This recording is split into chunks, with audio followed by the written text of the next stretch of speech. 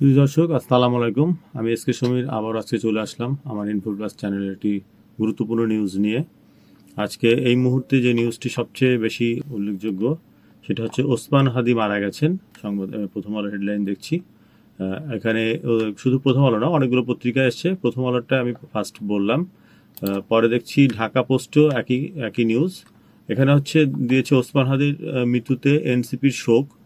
এই এনসিপি যেটা শোক প্রকাশ করেছে ওসমান হাদির মৃত্যুতে সেটা জানিয়েছে। তারপরে দিয়েছে আজকের পত্রিকা, চলে গেলেন জুলাই বিপ্লবের ওসমান হাদি।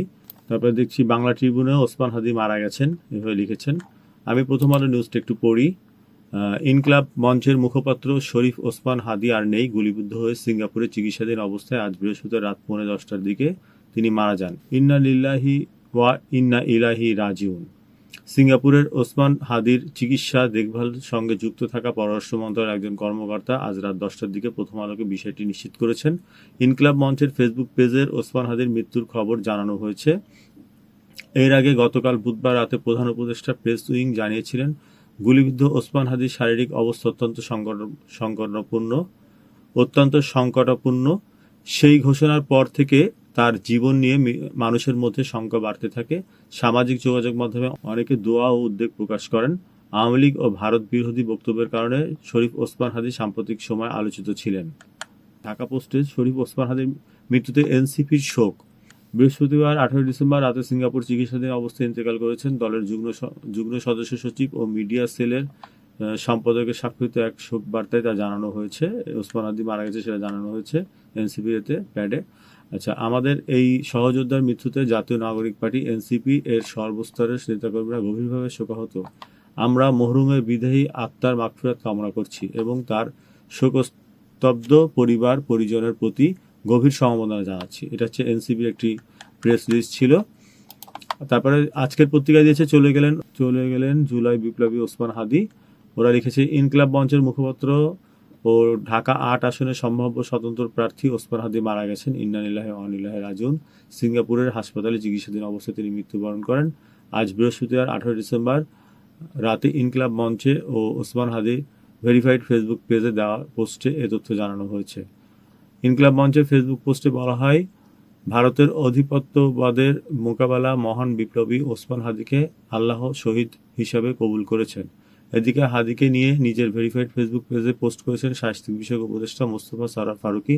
তিনি পোস্টে লেখেন, আমাদের ভাই হাদি রওনা দিয়েছেন অনন্তের পথে। আবরার আবু সাইদের মতো হাদি না থেকেও আরও বেশি করে থাকবেন বাংলাদেশের বুকে। You failed to kill Osman Hadi. July অভ্যুত্থান ও আওয়ামী লীগের নিষিদ্ধ আন্দোলনের মধ্য দিয়ে পরিচিতি পাওয়া হাদি ত্রয়োদশ জাতীয় সংসদ নির্বাচনে ঢাকা ৮ আসনে থেকে স্বতন্ত্র প্রার্থী হওয়ার ঘোষণা দিয়েছিলেন। রাজধানীর পুরনো পল্টন এলাকায় গত শুক্রবার চলন্ত মোটরসাইকেল থেকে দুর্বৃত্তরা রিকশায় থাকা হাদিকে গুলি করেন। গুলিটি হাদির মাথায় লাগে। গুরুতর আহত অবস্থায় তাকে দ্রুত ঢাকা মেডিকেল কলেজ হাসপাতালে নেওয়া হয়। সেখানে অস্ত্রোপচার শেষে রাতে তাকে ঢাকার এভারকেয়ার হসপিটালে ভর্তি করা হয়। পরে গত সোমবার দুপুরে এয়ার অ্যাম্বুলেন্স করে তাকে সিঙ্গাপুরে নেওয়া হয়।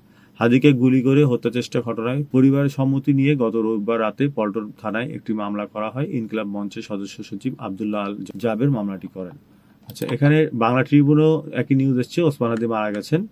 ইনকলাব মঞ্চের মুখপাত্র শরীফ ওসমান হাদি মারা গেছেন বাংলাদেশ সময় বৃহস্পতিবার 18 ডিসেম্বর রাত 9:49 সিঙ্গাপুর জেনারেল হসপিটালে চিকিৎসাধীন অবস্থায় তার মৃত্যু হয়। এনসিপির স্বাস্থ্য সেলের প্রধান হাদি ও চিকিৎসায় নিয়োজিত থাকা ডক্টর আহাদ ভিডিও বার্তায় বিষয়টি নিশ্চিত করেছেন। তিনি জানান, সিঙ্গাপুর জেনারেল হসপিটাল থেকে আমরা খবর পেয়েছি যে হাদি ভাই পারাপারে চলে গেছেন। এই ছিল আজকের হাদি মারা যাওয়ার মৃত্যু সংবাদটি। প্রত্যেকটা পত্রিকায় এসছে। এটা এখন আসলে আলোচিত সংবাদ এবং খুবই দুঃখজনক। যা হাদিকে বাঁচানো গেল না, অনেক চেষ্টা করেছে সরকার থেকেও।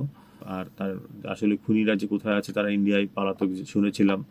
তাদেরকে তো এখনো ধরার কোনো সেরকম কুলকিনারাও হয়নি। দু একজন ধরা পড়েছে, বাইক চালক টালক। তাদের কতদূর কি হয়েছে জানি না। আসলে তার যে প্রকৃত মার্ডারার কে, সেটাও এখনো প্রকৃতপক্ষে বের করাটাও মনে হয় এখনো ফাইনালি হয়নি। সেটাও আমরা এখনো জানতে পারিনি। তো সবাই আমরা দোয়া করবো ওসমান হাদির জন্য। আল্লাহ তাকে বেহেশতে নসিব দান করুন। আপনারা সবাই দোয়া করবেন। আর আমার ভিডিওটি যারা দেখলেন, লাইক কমেন্ট শেয়ার করে পাশে থাকবেন। সবাইকে আসসালামু আলাইকুম, ধন্যবাদ।